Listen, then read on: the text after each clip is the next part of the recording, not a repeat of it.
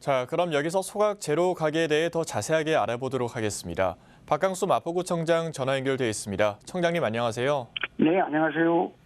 네, 앞서 소각 제로 가게 기사를 봤습니다. 먼저 소각 제로 가게를 만들게 된 배경이 좀 있을 것 같은데요. 네, 잘 아시다시피 우리 마포구는 서울시의 쓰레기 소각장 추가 건립 백지화를 위해 앞장서 왔습니다.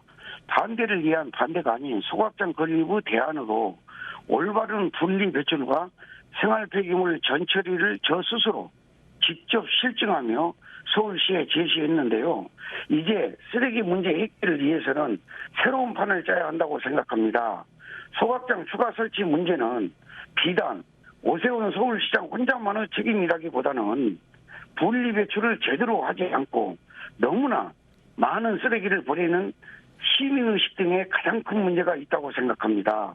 그래서 우리는 쓰레기를 처리할 또 다른 장소가 아니라 쓰레기를 처리할 올바른 방법을 찾아야 합니다.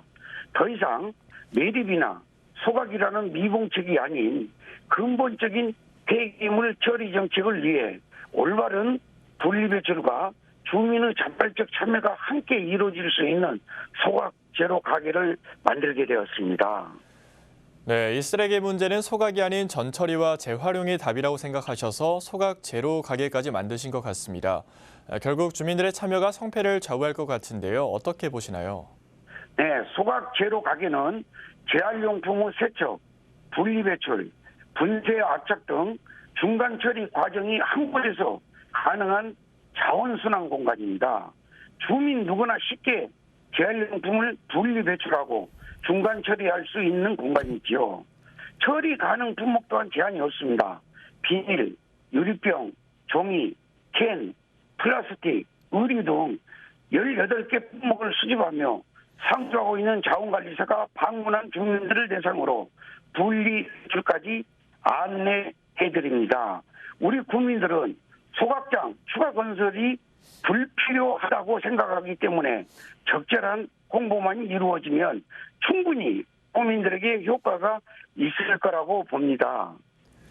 네, 마포구청 앞 광장에 1호점이 문을 열었고 조만간 추가로 5개의 소각 제로 가게가 생긴다고 들었는데요.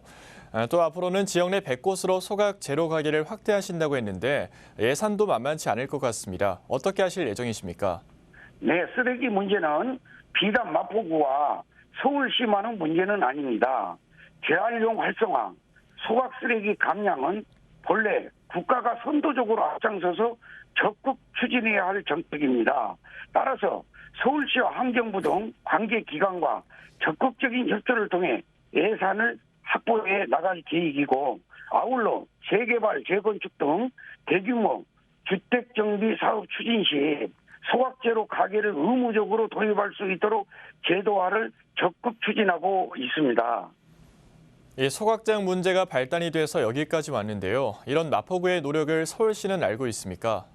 네, 성장 분석, 분리배출 홍보 캠페인, 생활 폐기물 전처리 등 3차례에 걸친 실증 결과를 수치화해서 서울시에 제출했고 어제 개소한 마포형 쓰레기 감량 정책인 소각 제로 가게까지 이러한 마포구의 피나는 노력을 서울시가 모를 수가 없을 것입니다. 앞으로도 우리 마포구는 서울시와 소통을 통해 지금까지 시연해온 각종 과정을 직접 설명하고 소각장 추가 설치가 불필요하다는 것을 계속해서 널리 알리겠습니다. 네, 사실 이 모든 게 작년 8월부터 시작된 서울시의 신규 소각장 건설 문제 때문이지 않습니까? 신규 소각장 문제는 어떻게 해결돼야 한다고 보시나요? 네, 우리 마포구는 소각장 추가 건설을 강력하게 반대하고 있는 입장에는 변함이 없습니다. 다만 반대를 위한 반대에 그치지 않고 그 대안으로 재활용 활성화, 소각 제로 가게 설치를 제시하고 있는 것입니다.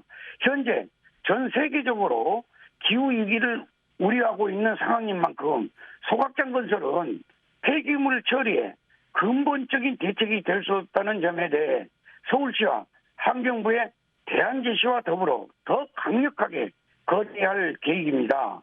지금처럼 우리 마포구는 소각장 추가 건설 반대 의견을 적극 개진하고 소각제로 가게를 통해 소각 쓰레기를 충분히 줄일 수 있다는 것을 입증해 백지화를 위해 최선의 노력을 다할 예정임을 밝힙니다.